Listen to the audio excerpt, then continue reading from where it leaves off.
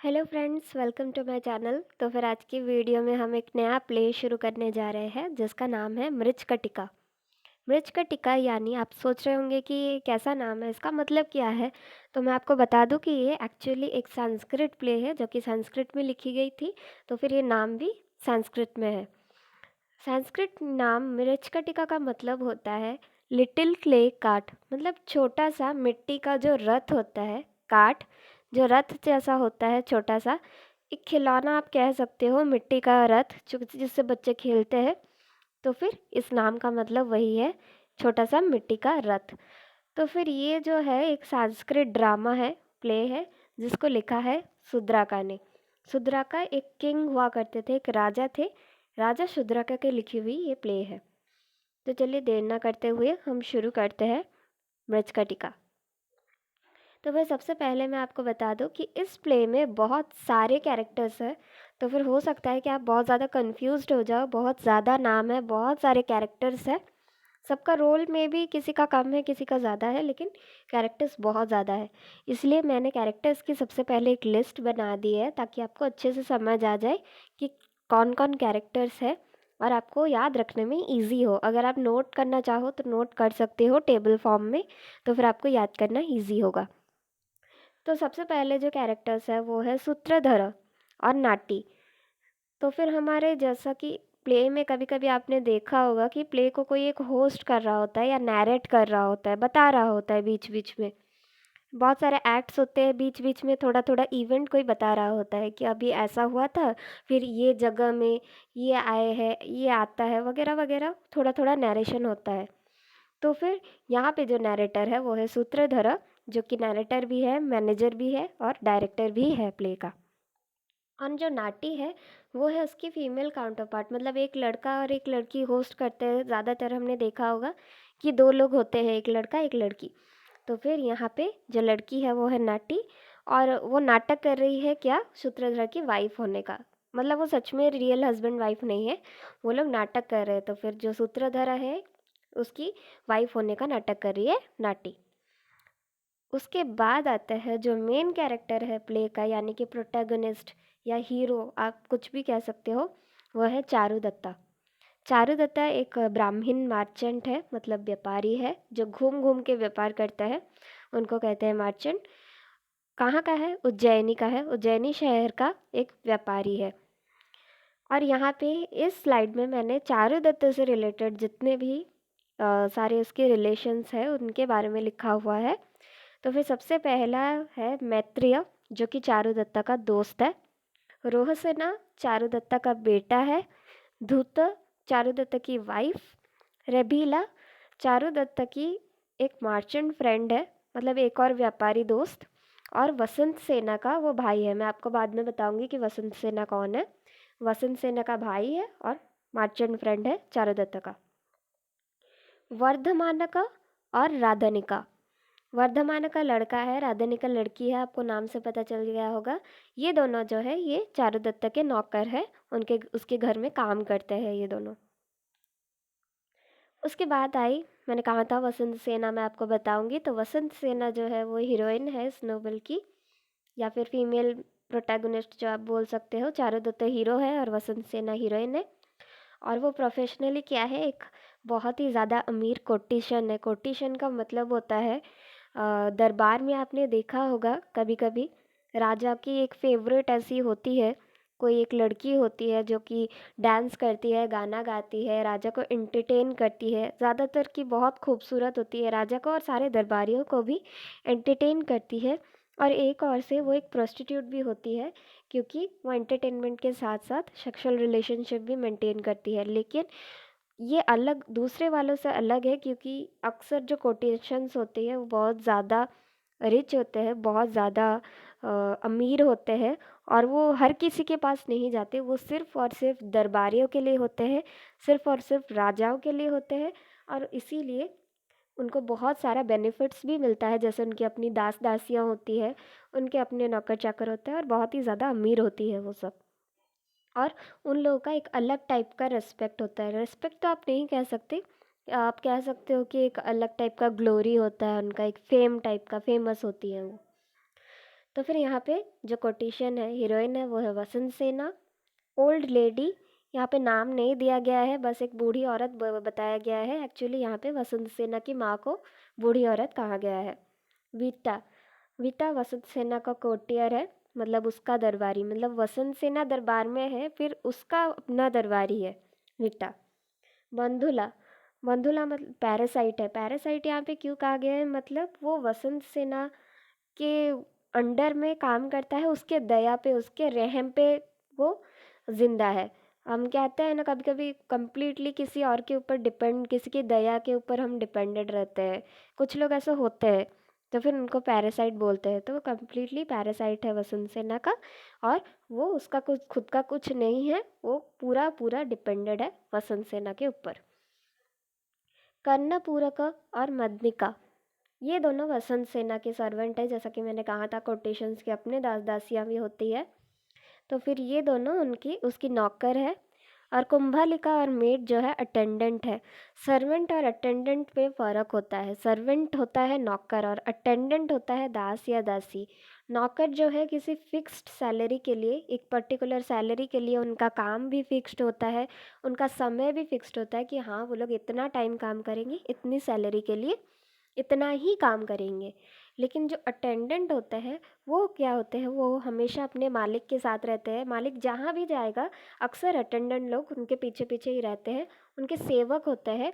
और जब उन्हें जो भी ऑर्डर मिलेगा, कभी ऑर्डर मिलता है कोई सामान लाने के लिए, या कभी ऑर्डर देते हैं कि पैर हाथ दबा दो, कभी तैयार कर दो, वगैरह वगैरह, इंस्टेंटली जो भी ऑर्डर, मालिक जितना भी चाहे काम करा सकता है, जो भी ऑर्डर देगा वो चौबीसों घंटे अपने मालिक की सेवा में रहते हैं, उनको बोलते हैं अटेंडेंट। मतलब उनकी पूरी लाइफ ही जो है उनके मालिक के इर्द गिर्द घूमती है। तो फिर ये सारे हो गए वसंत सेना से रिलेटेड जितने कैरेक्टर्स। उसके बाद सकारा, सकारा जो है वो इस प्ले का विलन है। हीरो हीरोइन है तो विलन भी होगा पक्का।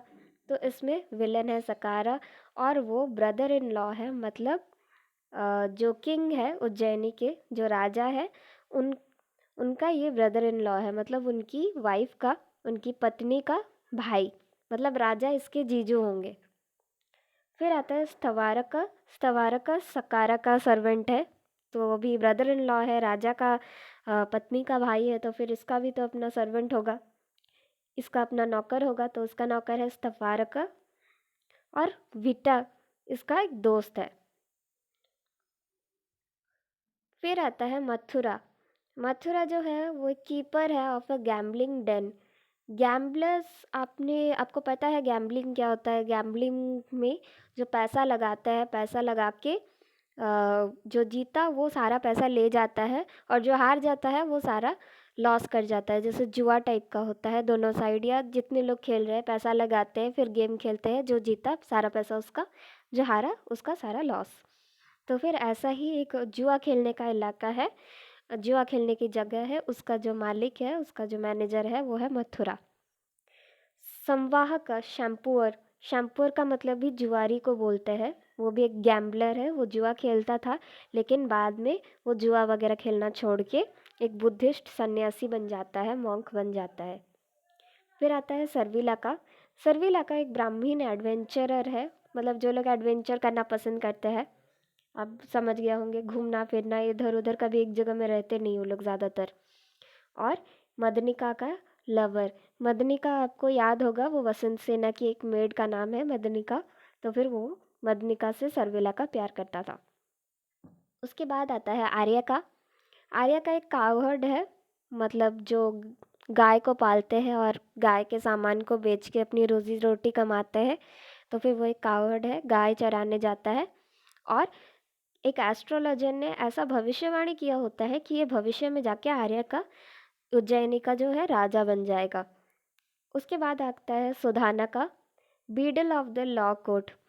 तो फिर कोर्ट में अगर कभी आपने किसी मूवी या सीरियल वगैरह में देखा होगा, तो फिर जज के नीचे, जज के जो टेबल के नीचे वाले एरिया में एक होता है, कोई ना कोई एक पर्सन होता है जो कि सारा डॉक्यूमेंट्स फाइल वगैरह सारा मेंटेन करके रखता है। और कभी भी कोई सबूत हो, गवाह हो, जो भी हो, कोई सबूत भी डायरेक्टली कोई लॉयर जो है वो जज को नहीं जाके देता, पर वो जो नीचे जो साइड में बैठा हुआ होता है उसको देता है, वो जाके जज को देता है। तो फिर उसको बीडल बोलते हैं।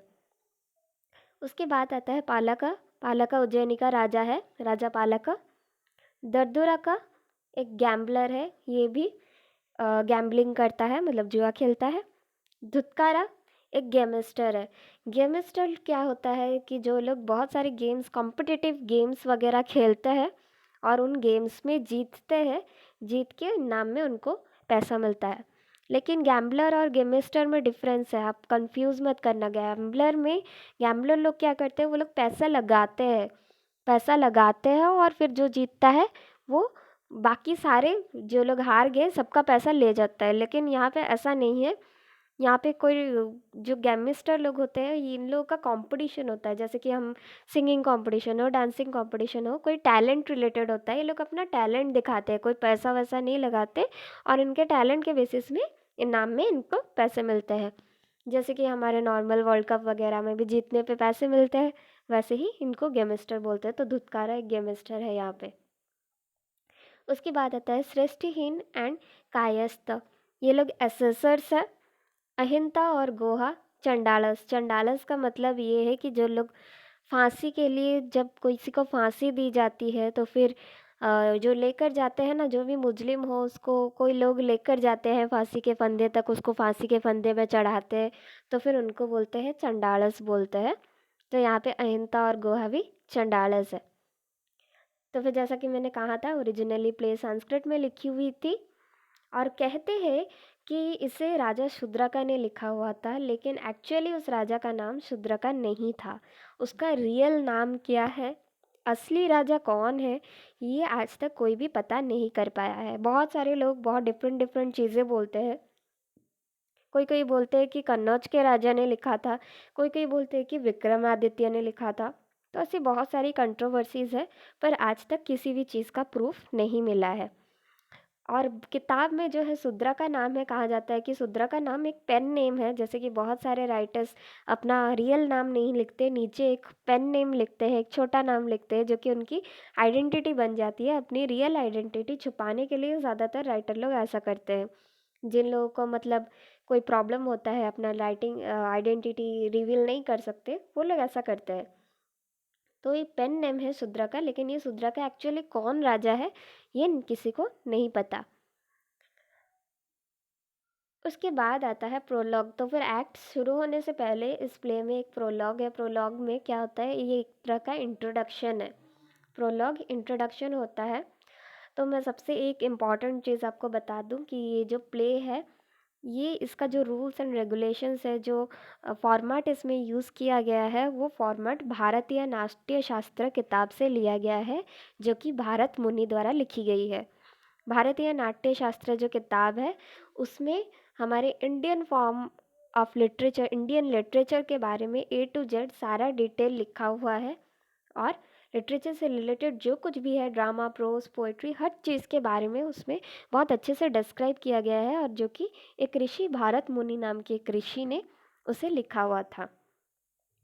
तो फिर यहाँ पे जो इंट्रोडक्शन है प्रोलॉग में, तो नाट्य शास्त्र का भी एक नियम ये भी है कि हर एक ड्रामा में एक प्रोलॉग होना चाहिए, एक इंट्रोडक्शन होना चाहिए, ताकि ऑडियंस को पता चले कि किस चीज़ के बारे में दिखाया जा रहा है। तो इस ड्रामा में भी एक प्रोलॉग है। और नाट्य शास्त्र के हिसाब से हमेशा इंडियन कल्चर में क्या होता है, कोई भी लिटरेरी चीज़, कोई भी आर्ट फॉर्म शुरू करने से पहले सबसे पहले जो परफॉर्मर है या फिर जो राइटर है, अगर लिखा गया है कोई रिटन वर्क है, तो फिर वो राइटर जिस भगवान को मानता है, जिस भगवान को पूजता है, जिसका भक्त होता है, उसको पहले उससे आशीर्वाद लेता है, आशीर्वाद मांगता है, उसको प्रणाम करता है। तो फिर यहाँ पे शूद्रका ने क्या किया है, महादेव को यानी लॉर्ड शिवा को आशीर्वाद मांगा है। वो उनके भक्त हुआ करते थे। हालांकि शूद्रका रियली में कौन है पता नहीं चलता है, लेकिन प्रोलॉग में सूत्रधर सबसे पहले स्टेज में आता है और वो प्ले के बारे में बताना शुरू करता है। सबसे पहले वो महादेव को प्रणाम करता है, उसके बाद वो कहता है कि ये जो प्ले है वो शूद्रका के द्वारा लिखी गई है, और वो ये बताता है कि शूद्रका एक बहुत ही बड़े राजा हुआ करते थे, बहुत ही फेमस थे। वो अपनी ड्यूटीज़, रिस्पॉन्सिबिलिटी जो भी उनकी ज़िम्मेदारियाँ थी बहुत अच्छे से निभाते थे। उनका लालच वगैरह कुछ भी नहीं था और उनको वो युद्ध करना बहुत ज़्यादा पसंद था। और वो उनकी इतनी ताकत थी कि वो एलिफेंट को, हाथी को भी हरा देते थे। और वो सारे वेदर्स जानते थे, मैथमेटिक्स जानते थे, आर्ट्स जानते थे, मतलब बहुत ज़्यादा वो एजुकेटेड और लिटरेट थे, ज्ञानी थे। और उनकी जो मौत हुई वो 100 ईयर्स और 10 डेज़ में हुई, मतलब 100 ईयर्स और 10 डेज़ की एज में। वो भी नेचुरल डेथ नहीं थी, उन्होंने एक आग में, एक अग्निकुंड में अपनी खुद की जान दे दी। तो फिर जितने दिन वो ज़िंदा थे बहुत ही ग्लोरियस और प्रॉस्परस लाइफ उन्होंने मेंटेन की थी। उसके बाद सूत्रधर कहता है कि ये प्ले का जो मेन थीम क्या है। तो फिर ये प्ले वो है चारुदत्ता नाम के एक मर्चेंट के ऊपर, जो कि जिससे कि प्यार में पड़ जाती है। एक कोटिशन वसंत सेना नाम की चारुदत्ता से प्यार कर बैठती है। तो फिर ये उनकी लव स्टोरी है कि कैसे वो लोग प्यार में पड़े और फिर उसके बाद क्या क्या हुआ। तो फिर इस प्ले में जो मेन थीम है, जो main moral of the story कुछ ये है कि virtuous life based on pleasures of true love, मतलब सच्चे प्यार का क्या इम्पोर्टेंस है लाइफ में। और जो लाइफ में हम जब प्रिंसिपल लोग रहते हैं, लाइफ का एक हर किसी का एक अपना तरीका होता है, कुछ एक नियम होता है, कुछ एक जो कहते हैं समाज होता है, या कोई एक धर्म होता है हर इंसान का फॉलो करने के लिए। तो फिर वो धर्म को फॉलो करते करते भी हम लाइफ को कैसे एंजॉय कर सकते हैं, और इसमें ट्रू लव का, सच्चे प्यार का क्या इम्पोर्टेंस है।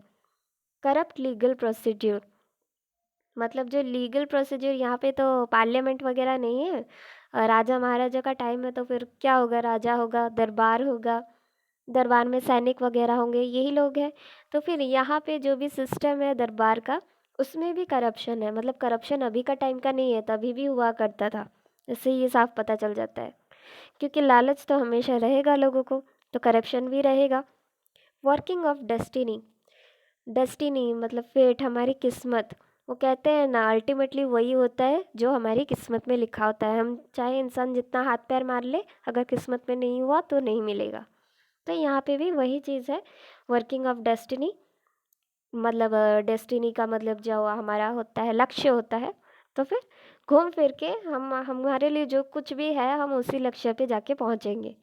नेचर ऑफ विलन्स, विलन दुश्मन, दुश्मन लोगों का क्या नेचर होता है और वो लोग किस हद तक चले जाते हैं अपनी रिक्वायरमेंट, अपनी डिज़ायर्स, अपनी गलत ख्वाहिशों को पूरा करने के लिए, यही बताया गया है। इतना बता के सूत्रधर अचानक से कहने लगता है कि उसे बहुत ज़्यादा भूख लगी हुई है, और वो सारा दिन गाने की प्रैक्टिस कर रहा था, जिसकी वजह से उसकी भूख और ज़्यादा बढ़ गई है और उसने कुछ भी नहीं खाया है। उसके बाद वो ये कहता है कि चलो मैं घर जाके देखता हूँ, शायद मेरी पत्नी ने मेरे लिए कुछ बनाया होगा, मैं कुछ खा लूँगा, बहुत भूख लगी है। तो फिर वो घर जाता है। घर जाके देखता है कि घर के पास पहुँचते ही उसे बहुत ही ज़्यादा भीनी भीनी खुशबू आने लगती है, बहुत अच्छे अच्छे आइटम्स की खुशबू आती है। तो फिर इतने अच्छे अच्छे आइटम्स की खुशबू सूंघ के उसे ये लगने लगता है कि शायद मेरी वाइफ को घर पे कोई गढ़ा हुआ खजाना मिल गया पुराना क्या, जो इतने अच्छे अच्छे आइटम बनाए। क्योंकि सूत्रधर एक गरीब आदमी था, इसीलिए इतने ज़्यादा अच्छे अच्छे आइटम अक्सर उसके घर में नहीं बनते हैं। तो फिर ये उसके लिए एक अननेचुरल चीज़ थी, इसलिए उसने ऐसा सोचा। फिर वो सोचता है कि नहीं नहीं, ऐसा नहीं होगा, कोई अच्छा आइटम या कोई गड़ा खजाना नहीं मिला है, मुझे भूख लगी है। और अक्सर भूख में इंसान को क्या होता है, जो ख़राब चीज़ है वो भी उसको अच्छी लगने लगती है, क्योंकि वो भूखा होता है, उसको बस तभी चाहिए होता है कुछ खाने के लिए, वो तभी ज़्यादा टेस्ट नहीं देखता, वो अपना भूख देखता है। तो शायद भूख की वजह से वो खाना उसे ज़्यादा टेस्टी, और वो नॉर्मल खुशबू भी उसको ज़्यादा अच्छी लग रही है। फिर वो अंदर जाता है और नाटी से खाना मांगता है। तो नाटी कहती है कि आइए आइए, आप आइए, देखिए मैंने गुड़ डाल के चावल बनाई है, घी है, दही चावल है, सब कुछ जो जो आपकी पसंद है ना, सब कुछ मैंने बना रखी है, आइए आप खाएंगे, आइए। तो फिर ये पूछता है सूत्रधर कि क्या बात है, आज इतने अच्छे अच्छे आइटम्स, ये सारे जो सामान तुमने यूज़ किया है, ये सब क्या घर पे थे? तो नाटी ऐसे मजाक में बोलते हैं कि नहीं नहीं, घर पे तो नहीं थे, पर मार्केट में तो सब कुछ मिलता है ना। तो सूत्रधर और ज़्यादा गुस्सा हो जाता है कि अरे, पैसों की इतनी कमी है, ऊपर से ये मार्केट जाके इतना खर्चा करके आई एक दिन के खाने के लिए। फिर नाटी कहती है कि अरे नहीं नहीं, आप चिंता मत करिए, मैं मजाक कर रही थी। असलियत में घर में ये सारा सामान था। वो क्या है ना, मैं अभिरूपपति का व्रत रखी थी, तो उसके लिए मैंने ये सारा सामान लाई थी और उसमें से थोड़ा थोड़ा बच गया था, तो वही उसी से यूज़ करके मैंने बनाया है। तो फिर सूत्रधर पूछता है अभिरूपपति व्रत ये क्या होता है। तो नाटी कहती है कि इस व्रत को करने से मुझे अगले जन्म में एक बहुत ही हैंडसम सा पति मिलेगा, बहुत ही सुंदर दिखने वाला पति मिलेगा, और ऐसा पति पाने के लिए मैंने ये व्रत किया है। तो फिर सूत्रधर को वो खुद का अपमान जैसा लगता है, वो ज़्यादा गुस्सा हो जाता है, जलस हो जाता है। तो फिर उसके बाद नाटी उसकी चेहरे की ओर देख के कहती है कि अरे बाबा, मैंने इसीलिए किया था ताकि अगले जन्म में भी मुझे एक हैंडसम यानी कि आप ही मिलो मेरे पति के रूप में, जैसे आप इस जन्म में मिले हो अगले जन्म में भी आप ही मिलो। फिर ये सुन के सूत्रधरा बहुत ज़्यादा खुश हो जाता है। फिर नाटी कहती है कि रुकिए रुकिए, आप अभी नहीं खा सकते, ये पूजा का खाना है, पूजा के व्रत से सामान से बनाया गया था, तो सबसे पहले हमें किसी ब्राह्मण को खिलाना पड़ेगा, ब्राह्मण के खाने के बाद ही हम खा सकते हैं। तो फिर हमारे इंडियन कल्चर में बहुत सारे पूजा वगैरह में आपने देखा होगा कि पहले ब्राह्मणों को खिलाया जाता है, नियम होता है, फिर उसके बाद जो लोग होते हैं वो खाते हैं, जो फैमिली मेम्बर्स होते हैं खाते हैं। तो फिर नाटी कहती है कि जाइए जाकर एक ब्राह्मण को लेकर आइए। सूत्रधरा ब्राह्मण की खोज में निकल पड़ता है, बहुत ज़्यादा ढूंढता है और उसे एहसास होता है कि उज्जैनी जैसे शहर में जहाँ पे लोग इतने ज़्यादा प्रॉस्परस हैं, मतलब ज़्यादातर अमीर लोग हैं, जहाँ पता चलता है कि शहर का स्टेटस कंडीशन बहुत ही अच्छा था, लोग बहुत प्रॉस्परस थे, ज़्यादातर अमीर थे, किसी चीज़ की कोई कमी नहीं थी, गरीब लोगों की संख्या बहुत कम थी। तो ऐसे शहर में एक गरीब ब्राह्मण को ढूंढना कितना ज़्यादा मुश्किल है, उसका एहसास होता है सूत्रधर को। उसके बाद वो टकराता है मैत्रेय से। मैंने कहा था चारुदत्ता का दोस्त, मैंने इंट्रो में कैरेक्टर्स में बताया था, तो उससे वो टकराता है। मैत्रेय के हाथ में एक क्लोक होता है, एक थैली टाइप की होती है।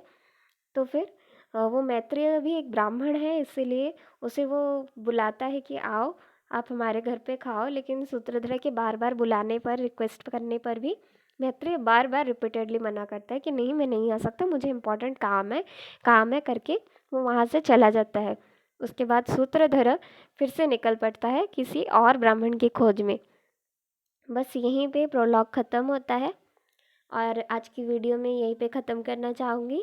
अगली वीडियो से हम एक्ट शुरू करेंगे। इस प्ले में टोटल 10 एक्ट है और मैं कोशिश करूँगी जल्दी से जल्दी प्ले को ख़त्म करने की और अच्छे से आपको समझाने की। मैं उम्मीद करती हूँ कि आपको आज का वीडियो पसंद आया होगा और मैंने जो जो भी कहा आपको अच्छे से समझ आ गया होगा। मुझे कमेंट सेक्शन में बताइएगा कि वीडियो कैसी लगी, और वीडियो पसंद आई है तो लाइक करना बिल्कुल मत भूलिएगा, अपने दोस्तों को शेयर करना मत भूलिएगा, और अगर सब्सक्राइब नहीं किया है तो अभी की अभी सब्सक्राइब करिए। और अगली वीडियो के आने तक, तब तक के लिए गुड बाय।